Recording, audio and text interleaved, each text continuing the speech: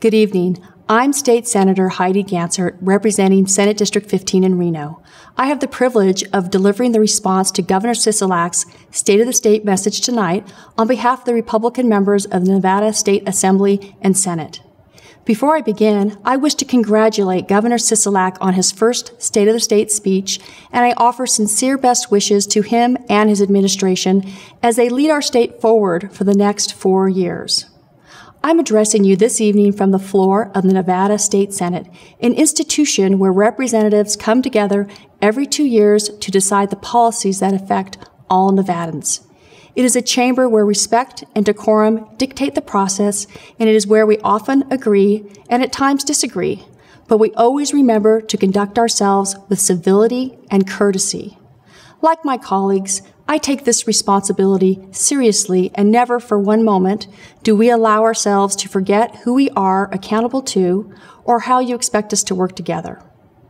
As one of 32 female legislators in Nevada, I'm proud to stand among other elected women of both parties who made history this year. Nevada is the first state in the nation to have elected a legislature with a majority of women, and I believe all Nevadans take a deep pride in this remarkable Nevada first. What makes this moment so exceptional is that in 2 weeks, Nevada will convene the only female majority legislature in the country, and we will do it on the 100th anniversary of Congress granting women the right to vote. I can assure you that the men and women who serve in the 2019 Nevada legislature will not let this historic occasion pass us by. During the upcoming 120-day session, you can count on Republicans to stand our ground on the unshakable beliefs of personal responsibility, limited government spending, and individual freedom over government infringement. Yet at the same time, we know too that Nevada families expect us to find common ground and to join together for a common purpose to address their immediate and long-term concerns for the common good. We will resolve to do both. Nowhere is that more important than in the education of Nevada school children. Last month, the Nevada Department of Education announced the state had set a new record for its graduation rate. 83% of students in the class of 2018 had graduated, a 2 percentage point increase over the prior year. Also, last year was the first year that we saw gains in every grade and subject except one. While these scores are very encouraging, we have much more work to do. And it begins with school safety. We must make school safety a top priority. We will support funding of nearly $100 million focused on preventing school tragedies. While we all want our public schools to be safe and strong, public education isn't always the best option for every student. That's why, in 2015, Governor Sandoval created the Opportunity Scholarship Program. Using business donations that offset taxes, scholarships are offered to Nevada students to attend private schools. This is a targeted program. Opportunity scholarships are available specifically for families who are unable to afford private schools on their own. For context, the $20 million added last session is less than 1/2 of 1% of the K-12 education budget. While the dollars are small, it can be life-changing for students and their families. I'd like to share with you the story of the Balsamo family. Their son, John, is autistic. The Balsamos exhausted every option open to them in the public schools, trying 5 different schools by the time John turned 10, and were so excited to be able to rely on the Opportunity Scholarship. Now, John is in a private school that meets his individual needs. All parents deserve the chance to decide the school that is best for their child, regardless of income or their child's needs. You can see it everywhere. The Nevada economy is strong.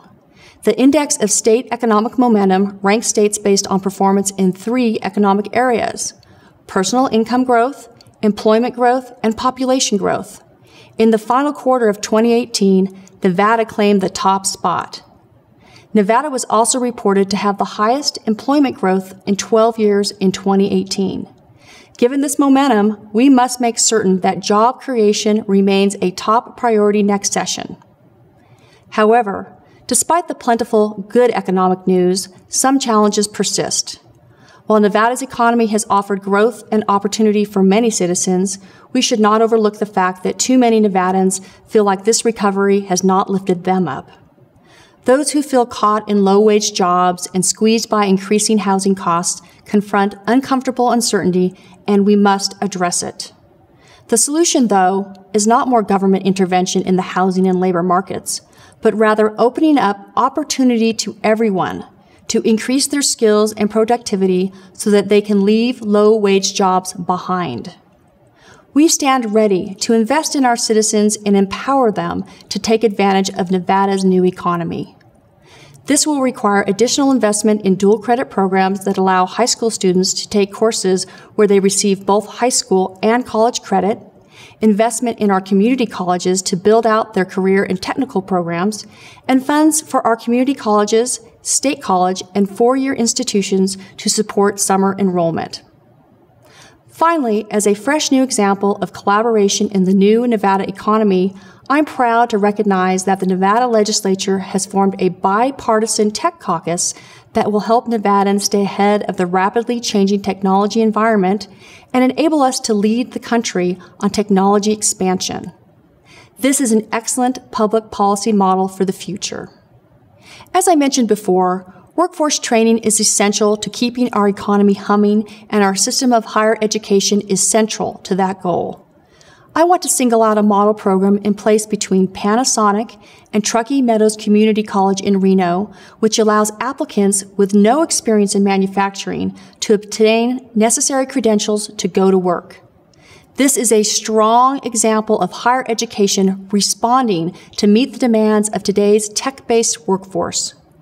We need to support more partnerships like this to help Nevadans get the training they need to secure the good-paying jobs they want. The opioid crisis remains a significant public health challenge. Nevada has made great strides to combat this epidemic. During the 2017 session, the legislature championed a comprehensive new law that included continuing education for prescribers, better reporting of suspected overdoses, and more effective intelligence sharing relating to opioid abuse. The battle against this scourge is nowhere close to being over. We must continue to press forward as a leader in this fight, and we look forward to working across the aisle to continue efforts to help Nevadans break the cycle of addiction. In addition, we must continue to address the supply side of healthcare to ensure better access for all Nevadans. We look forward to welcoming the first graduating class from UNLV's new medical school this biennium and are excited about the expansion of graduate medical education residency programs in Nevada to help keep our medical school graduates in state. We also support the ongoing efforts to increase mid-level providers such as nurse practitioners and physician assistants. We are enthusiastic about the prospect of a new health and science building to be shared by the College of Southern Nevada and Nevada State College to expand healthcare training programs vital to our state. In early 2011, when I was Governor Sandoval's first chief of staff, the state's rainy day fund balance was zero. 8 years later, the fund has reached its highest ever balance of more than $290 million. In 2 years, the balance will be over $400 million. Many national economists are predicting an economic slowdown throughout the country. It's possible we may see one here in the Silver State too.